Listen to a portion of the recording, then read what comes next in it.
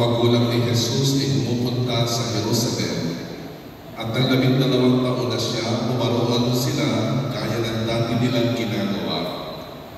Pagkatapos ng pista, sila'y umuwi na. Nagpaiwan si Jesus sa Jerusalem, ngunit hindi ito napansin ng kanyang mga magulang sa pag-aakala ng isa na si Jesus ay kasama ng isa. Nagpatuloy sila na maghapong paglalakbay. Nang malaman nilang hindi siya kasama, siya'y hinanap nila sa kanilang mga kamag-anak at kakilala. Hindi nila siya matagpuan, kaya't bumalik sila sa Jerusalem upang doon hanapin. At ng ikatlong araw, natagpuan nila si Jesus sa loob ng templo, nakaupong kasama ng mga guro. Nakikinig siya sa kanila at nagtatanong, at ang lahat na nakarinig sa kanya ay namangha sa kanyang katalinuhan. Nagtaka rin ang kanyang mga magulang nang siya makita.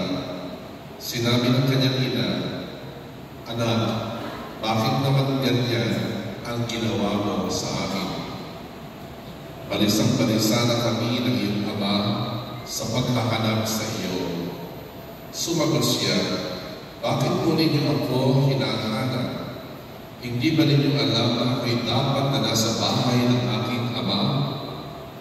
Ngunit hindi nila naunawaan ang panaritan ito. Pumaroon sila gaya ng dati nilang ginagawa. Pagkatapos ang pista, sila'y umuwi na. Siya'y uming kasama nila sa Nazaret at naging isang masunuring anak.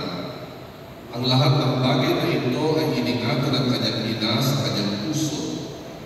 Patuloy na lumaki si Jesus, umunlad ang kanyang karunungan, at lalong kinalugdan ng Diyos at ng mga tao. Ang mabuting balita ng ating kaligtasan. Pinupuri ka namin, Panginoon.